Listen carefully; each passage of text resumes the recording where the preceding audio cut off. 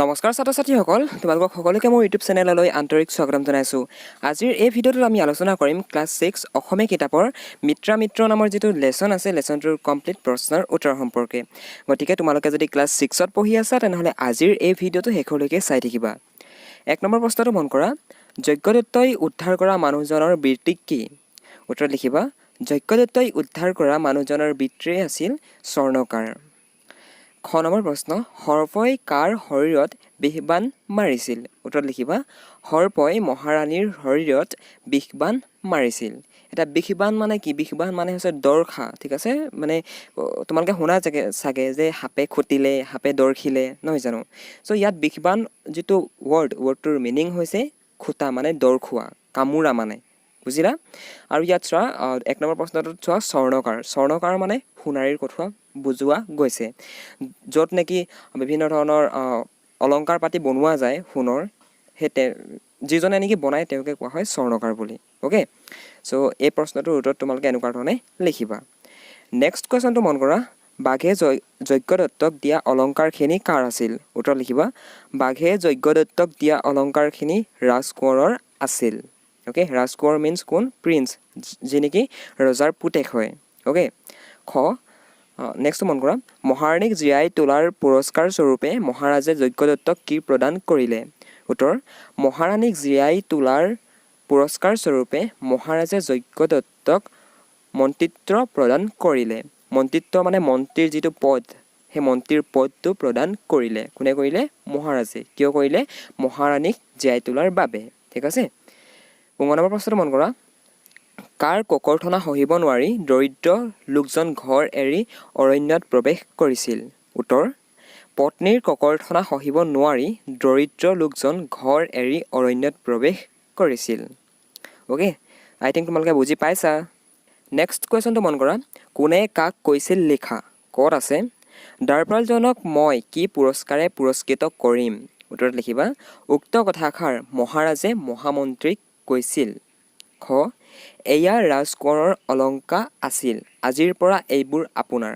এই কথাষাৰ কোনে কাক কৈছিল লিখিব কৈছে। উত্তৰত লিখিবা, উক্ত কথাষাৰ বাঘে যজ্ঞদত্তক কৈছিল। নেক্সট কুৱেশ্যন, আপুনি চিন্তা নকৰিব, ঈশ্বৰৰ আদেশ আৰু মহাৰাণীৰ কপালৰ লিখন অনুসৰি মই তেওঁৰ গালৈ বিষবাণ মাৰিম। এই কথাষাৰ সৰ্পই বন্দী অৱস্থাত থকা যজ্ঞদত্তক কৈছিল। তোমালোকে যদি মিত্ৰ নামৰ যিটো সাধুটো যদি পঢ়িছা তেনেহ'লে এইবিলাক কথা তোমালোকে তাতে গম পাবা ভালধৰণে, ঠিক আছে?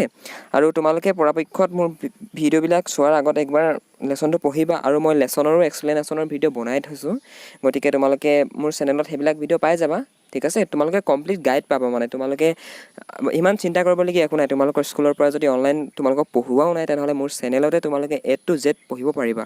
মই অলৰেডি তোমালোকৰ এক্সপ্লেনেশ্যনৰ যিবিলাক ক্লাছবিলাক অলৰেডি লৈছোঁ, গতিকে সেই ভিডিঅ'বিলাক যদি চোৱা নাই তেনেহ'লে তোমালোকে চাবা সেই ভিডিঅ'বিলাক, তোমালোকে মোৰ চেনেলত বিচাৰিলে পাই যাবা।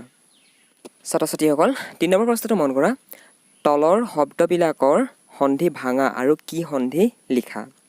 এইকেইটা তোমালোকৰ কিতাপতো আছে, গতিকে তোমালোকে কিতাপখনত মন কৰিবা। অ'কে, চ' মিত্ৰ, অ'কে, ইয়াত লিখিবা মিত্ৰ যোগ অমিত্ৰ, ইয়াত হৈ আছে স্বৰসন্ধি, ঠিক আছে?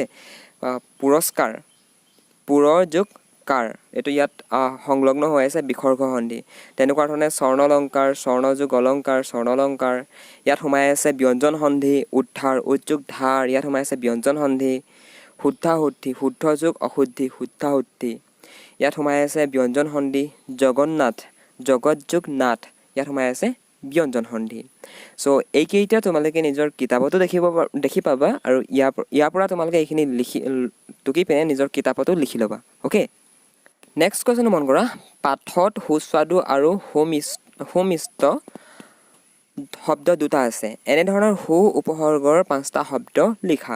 তোমালোকে পাঠটো পঢ়িলে পাবাই, আৰু ইয়াত তোমালোকৰ কাৰণে সুবিধাৰ কাৰণে ইয়াত তোমালোক দেখাই দিছোঁ মই, সেইকেইটা হৈছে পুৱা, সুমেৰু, সুমিত্ৰা, সুনাম আৰু সুচিন্তা।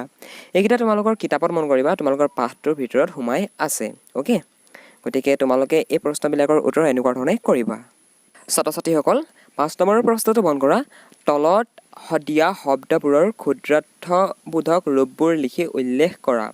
এই প্ৰশ্নটো তোমালোকে নিজৰ কিতাপত পাই যাবা, তাৰ উত্তৰকেইটা তোমালোকে এনেকুৱা ধৰণে লিখি দিবা ঠিক আছে কণ কণিকা ক্ষুদ্ৰ কণা আৰু সৰু সৰু টোপাল পুস্তক পুস্তিকা কিতাপ পুথি পত্ৰ হ'লে হ'ব পত্ৰিকা মণি মণিকা কথা কথিকা লতা লতিকা ওকে চ' এইকেইটা তোমালোকে এনেকুৱা ধৰণে লিখি দিবা ওকে চ' এইখিনি আছিলে তোমালোকৰ প্ৰশ্নৰ উত্তৰ আৰু তোমালোকৰ ক্লাছ 6 অসমীয়া কিতাপৰ যিসমূহ প্ৰশ্নৰ উত্তৰ সেই প্ৰশ্নৰ উত্তৰসমূহ যদি ডাউনলোড কৰিবলৈ বিচৰা এটা PDF ফৰ্মত তেনেহ'লে ভিডিঅ'টোৰ তলৰ ডেছক্ৰিপশ্যনত থকা লিংকটোত চেক কৰিবা তাতে গৈ তোমালোকে ক্লাছ 6 অসমীয়া কিতাপৰ যিমান প্ৰশ্নৰ উত্তৰ আছে সেই প্ৰশ্নৰ উত্তৰখিনি এটা PDF ফৰ্মেট ডাউনলোড কৰিবলৈ সক্ষম হ'বা চেনেলত যদি প্ৰথমবাৰৰ কাৰণে ভিজিট কৰিছা তেনেহ'লে চেনেলটো ছাবস্ক্ৰাইব কৰি বেল আইকনটো প্ৰেছ কৰি ল'বা যাতে মই যেতিয়া নতুন ভিডিঅ' ইউটিউবত আপলোড কৰোঁ তোমালোকে অধিক সোনকালে পাই যোৱা চ' থেংকছ ফৰ ৱাচিং দিছ ভিডিঅ'